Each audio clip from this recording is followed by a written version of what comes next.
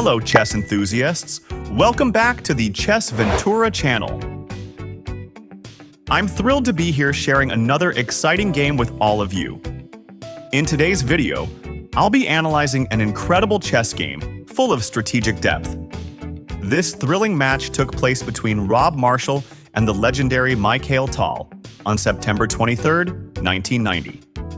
The game brilliantly showcases Tal's signature creativity and clever tactics, sure to impress us all.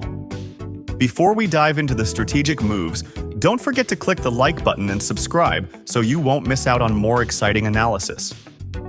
Now, let's jump right into this amazing chess game. Alright, let's get started. Here, Marshall plays as white, and Mikhail Tal holds black. The game begins with f4, countered by d5, followed by knight to f3, then knight to c6. Marshall continues with a pawn to e3, and Tal brings out the bishop to g4, pinning the knight to the queen. Rather than responding with bishop to d3 or b5, Marshall plays pawn to b3. It seems like Marshall wants to challenge Mikhail Tal to a battle of attacks. The game continues with a pawn to e5, challenging the central pawn. The offer is accepted, and Tal recaptures with the knight. Then, Marshall moves his bishop to e2 to protect the knight. Next, there's an exchange of the bishop for the knight, and after Marshall recaptures with his bishop, Tal develops his other knight to f6. Marshall then continues his plan by moving the bishop to b2, and Tal responds by developing his bishop to d6. Marshall takes advantage of this moment to castle kingside. Then the knight launches an attack on e4. In my opinion, this is a bold move by Mikhail Tal, considering that if the bishop captures the knight and the pawn recaptures, the knight can develop to c3, attacking the pawn, making it very difficult to defend. But for some reason, Marshall chooses to move the knight to c3 first. This clearly gives Tal the opportunity to continue his attack with the queen to h4, adding extra support to the knight on e4. Now, let's analyze this position, as it's quite complex. For example, if the pawn moves to d3, here's a question: what move would you play in response? I'm fairly certain that many of us would capture the bishop with check. Yes, that's a good move. But from now on, let's know that there's an even stronger move here. If the attack pattern looks like this, just play knight to g4. With this move, white's position is lost. The threat is queen takes the h2 pawn for checkmate, and there are also two knights covering the f2 square.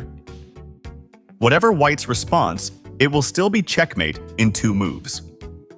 For example, if white plays the pawn to h3, then the bishop captures on h2 with check, forcing the king to h1, and then knight to g3 checkmate.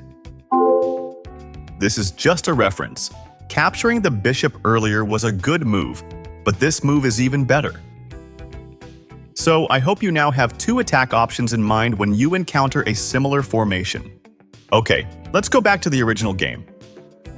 I'm not sure what white was thinking here, but white actually captures the d5 pawn with the knight. Yes, this is clearly a fatal blunder, as it ignores the attack pattern like this, essentially allowing the opponent to launch an attack. As I mentioned earlier, knight to g4 is the best move. But it seems Mikhail Tal is going for an even more daring move. He sacrifices the queen to h2, check. Yes, Mikhail Tal certainly doesn't like playing ordinary moves. Then the king captures the queen, followed by the knight capturing the bishop, double check. There are two possible responses, but if the king moves to h1, it will end with knight to g3, checkmate. So, the king moves to h3, and the knight moves to g5, check. The king must go to g4, followed by the pawn sacrifice to f5, check. Now, at this position, things get very interesting because there are only two possible responses and both will end in a unique way. Look closely. If the king moves to h5, then pawn to g6, check. The king must move to h6, and then the bishop retreats to f8, check. The king cannot move, and the bishop must block the check. This leads to knight to f7, checkmate. It's brutal and terrifying, isn't it? Whether the king is on h1 or h6, this knight can still deliver checkmate. Alright, let's return to the game. Here, Marshall chooses to capture the pawn, followed by pawn to g6 check. There are still two possible responses, but if the king moves back, it will end in checkmate with the pawn. The king then moves to f6, and with an epic move, Tal castles kingside, delivering checkmate. Wow, truly an extraordinary game. Mikhail Tal's attack was absolutely epic and terrifying. Let's break it down again. It all started with that knight underestimating Black's attack. That knight made the first big mistake and opened the door for Black's attack to come in full force. And wow, Mikhail Tal is just something else. It all kicked off with the queen's sacrifice and then ended in checkmate with a short castling. What a crazy game, I'm honestly amazed. Tal's attacks are ruthless, no doubt.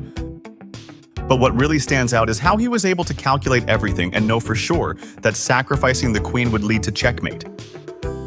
Whether with the pawn, the knight, or even with a short castling. This guy truly is one of a kind. Alright, that's all for today's video. I hope you enjoyed watching this incredible game and analyzing the brilliant strategies behind it. If you found the content interesting and want to see more deep dives into exciting chess games like this, don't forget to hit that like button and subscribe to the channel. By subscribing, you'll never miss out on future videos, where we'll continue exploring more brilliant tactics, famous games, and chess tips to help improve your own game. And of course, I'd love to hear your thoughts. If you have any feedback, suggestions, or even critiques, feel free to share them in the comments section below.